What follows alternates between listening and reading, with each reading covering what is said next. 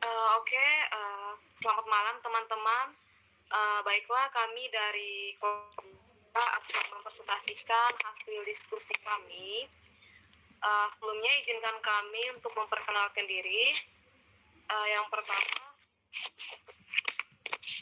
Yang pertama, Alzata Putra, kemudian Rizka Sapitri, kemudian saya sendiri Lagi Pukul, dan yang terakhir ada Yunita.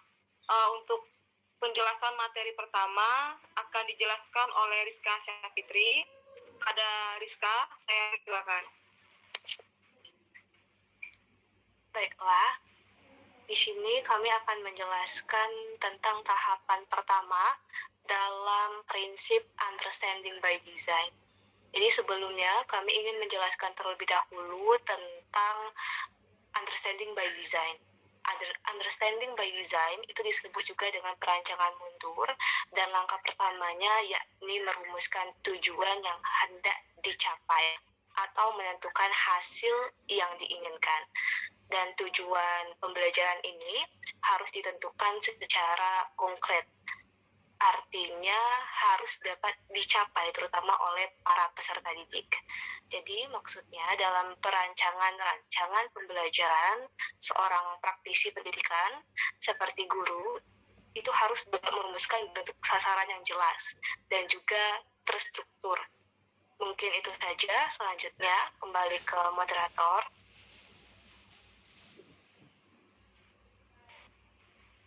Baik, terima kasih Saudari Rizka.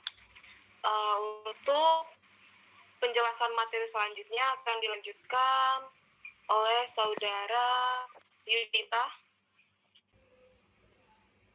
Baiklah, sepertinya Saudara Yunita terkendala jaringan.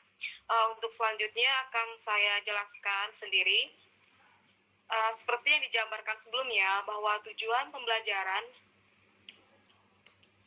menjadi acuan penting yang harus dibuat dan ditetapkan serta dipertimbangkan dalam membuat prioritas pembelajaran berdasarkan kinerja jangka panjang agar para peserta didik dapat melakukan apa yang telah dipelajari. Kemudian, tujuan pembelajaran dapat dibuat dengan merumuskan poin-poin penting materi yang ingin dipelajari dan menuliskannya menggunakan kata kerja belum dalam sebuah kalimat. Pada prinsip understanding by design, pemahaman peserta didik menjadi salah satu fokus keberhasilan yang ingin dicapai dalam suatu pembelajaran. Untuk selanjutnya, saya persilakan kepada Saudara Alzata Putra untuk menjelaskan materi selanjutnya.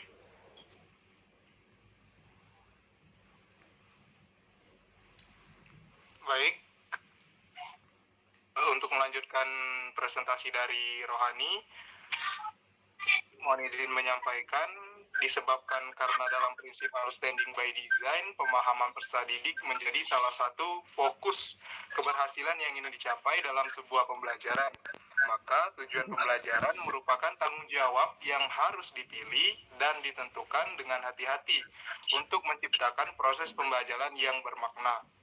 Tujuan pembelajaran dikembangkan dengan memperhatikan audiens, yang berarti peserta didik sebagai subjek belajar.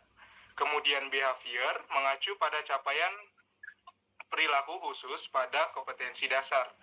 Dan condition merupakan usaha yang dapat membantu peserta didik untuk mencapai perilaku pembelajaran pada kompetensi dasar. Serta degree merupakan kualitas keberhasilan peserta didik. Mungkin cukup dari saya kembalikan ke moderator. Baik, terima kasih Saudara Al. Untuk selanjutnya akan saya jelaskan sendiri. Seperti yang dijabarkan pada penjelasan sebelumnya, bahwa perumusan tujuan pendidikan yang jelas dan mudah diukur akan membantu guru dalam merencanakan kegiatan atau aktivitas pembelajaran. Karena tujuan pembelajaran berkaitan erat dengan asesmen yang dibuat. Oleh sebab itu, selain rumus, audiens, behavior, condition, dan degree, tujuan pembelajaran juga mesti termuat taksonomi atau sebuah kerangka pikir khusus yang berkaitan dengan pengklasifikasian tujuan pendidikan. Taksonomi Bloom menjelaskan bahwa pengetahuan dibedakan dalam 4 jenis atau dimensi pengetahuan yaitu faktual, konseptual, prosedural, dan metakognitif, sedangkan dimensi proses kognitif terdiri dari 6 dimensi, yaitu mengingat, memahami, mengaplikasikan, menganalisis, mengevaluasi, dan mencipta. Berikut adalah tahap pertama, yaitu hasil yang diinginkan berdasarkan diskusi kelompok kami, yaitu memahami pergerakan kebangsaan Indonesia. Tujuan yang ditetapkan yang pertama, setelah menyimak penjelasan guru tentang organisasi massa pergerakan, peserta didik dapat menyebutkan 3 organisasi massa pergerakan dengan benar.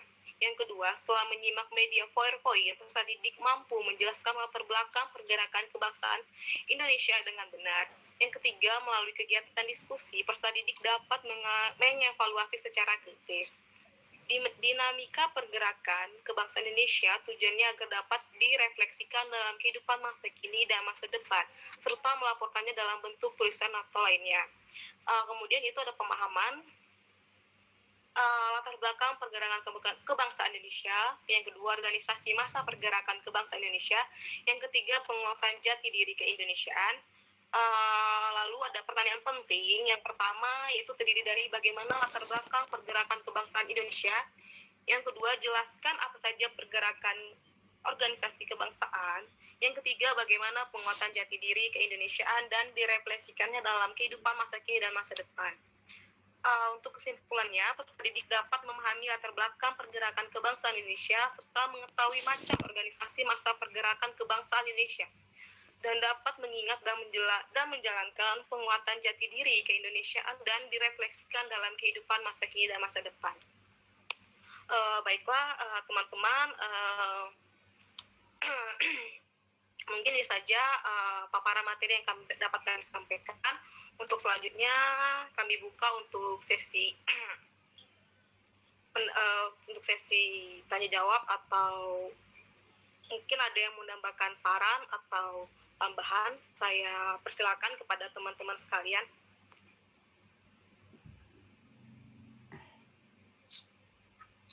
Assalamualaikum warahmatullahi wabarakatuh. Ya, waalaikumsalam.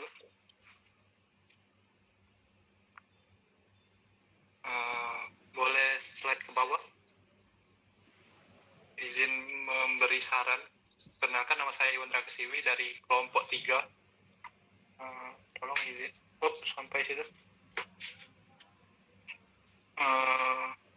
Sebenarnya sedikit untuk tujuan yang ditetapkan yang bagian 1 itu, setelah menyimak penjelasan guru tentang organisasi massa pergerakan, peserta didik dapat menyimpulkan 3 organisasi massa pergerakan dengan benar. Jadi maksud saran dari saya itu, kalau cuma menyebutkan organisasi itu kan terlalu mudah ya untuk anak SMA. Jadi saran saya ada baiknya mencari taksonomi Bloom yang lebih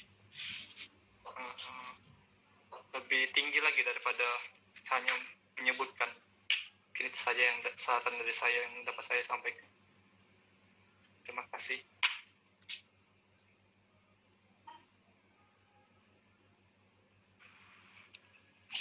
Baik, terima kasih kepada Saudara Iwan Rakasiwi atas sarannya mengenai materi kami. Mungkin sampai di sini hasil diskusi kami. Selanjutnya akan kami tutup. Saya ucapkan terima kasih kepada buat teman-teman yang sudah berpartisipasi. Saya akhiri, selamat malam.